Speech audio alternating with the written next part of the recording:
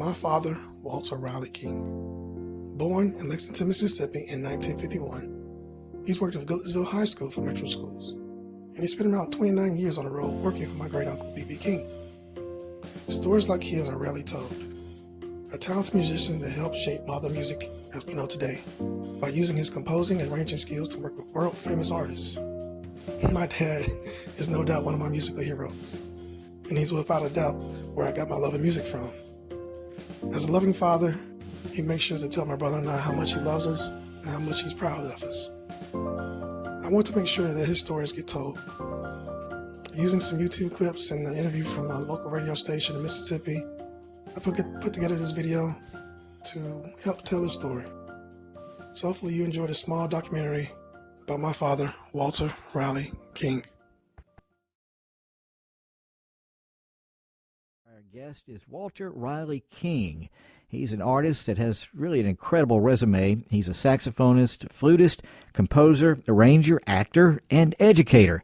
He's performed or recorded with the likes of Lena Horne, The Temptations, Eric Clapton, the Oak Ridge Boys, U2, Gladys Knight, Stevie Ray Vaughan, Dr. John, and many more. But Walter is probably best known for his many years performing with his uncle, the great B.B. King, and we're going to hear some of his story today. It's a real pleasure to welcome to the program Walter Riley King. Well, listen, I tell you, I was looking at your resume, and just really an incredible career that you've had, but you've got some Mississippi connections. Give us a little background on that, Walter. I was born in Lexington, Mississippi, and I stayed there until I was about 4. Then we moved to Memphis and with my grandparents, and then they got a farm just outside of Memphis, and I spent from about 9 until I left to go to college. Well, now I know. I guess you're probably most noted for your many years with your uncle B.B. King. How many years were you with him? A total of 29 years. Wow.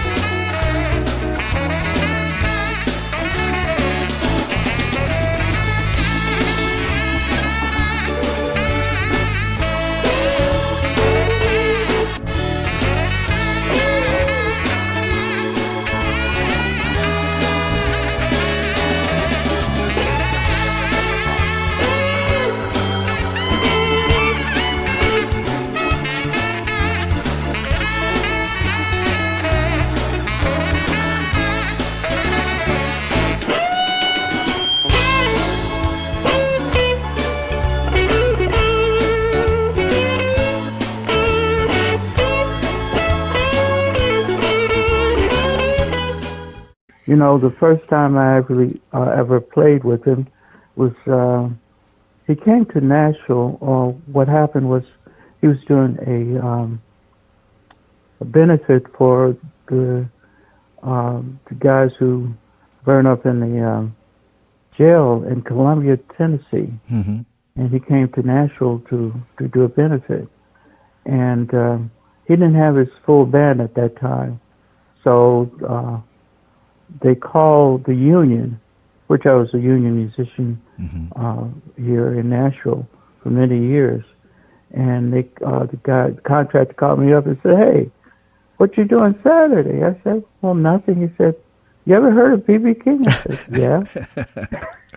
And he said, "Do you mind playing Barry for us this weekend?" And I said, "No, no problem." And so I showed up at the rehearsal, which I knew most of BB's road crew, and the arranger was Hampton Reese. And he said, "Well, what are you doing here?" I said, "I'm on the job." So that was kind of surprising to them because I was like maybe second call on low reeds.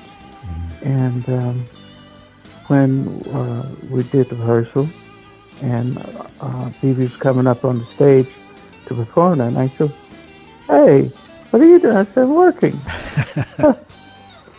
So later he called me about 2 weeks later and asked me to go on the road with him.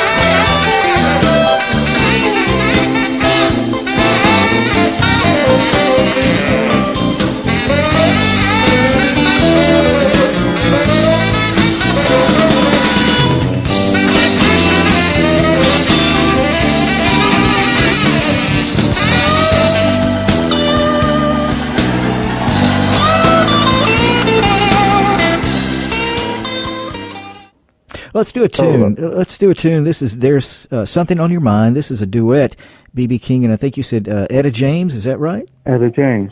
All right, and we're going to fast forward this a little bit where we get to the horn section and Walter Riley King's part. So here we are. You want me to try and forget you? Well, I do. I'll do the best I can.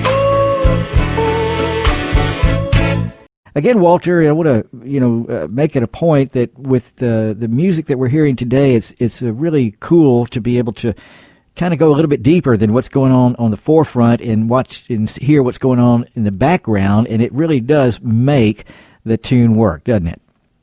Yes, that particular tune, I came up with a voicing that sounded like a gospel quartet. And yeah, go ahead. I'm sorry. It had a gospel quartet horn field behind it that I tried to, it was kind of different. And I said, hey, let me put this in here. And it really, really worked, Walter, you've been doing this for a long time, and I know you've impacted a lot of younger musical artists, and that's something that's very important to you in passing that along, is it not? Oh, yes. Hey, Walter, you've had a great career, long career. What's in the future for you? I mean, what are you looking forward to in the next year or so? Any speculation there? Well, I still like to do the B.B. King Day there in Denola, and also maybe do some speaking engagements, Q&A about being on the road, about how we were able to deal with things. A little bit of that. Nothing real strenuous, not looking for anything really taxing, because I look at it and I really can't do that stuff anymore. Yeah. Certainly have enjoyed your music over the years, even though we didn't know that you were the one that was back there doing those kinds of things, but we certainly appreciate it, and we do wish you the very best. Perseverance holds out, you really have to stick to it, and sometimes when you do it, it's not you have to find your place. It's like they said, the yin and the yang. Yeah. Certain things that you give up to be better is hurts something else in your life. So you have to kind of weigh out a little bit of both to get where you need to be. Walter, it's been a pleasure. In your personal life as well.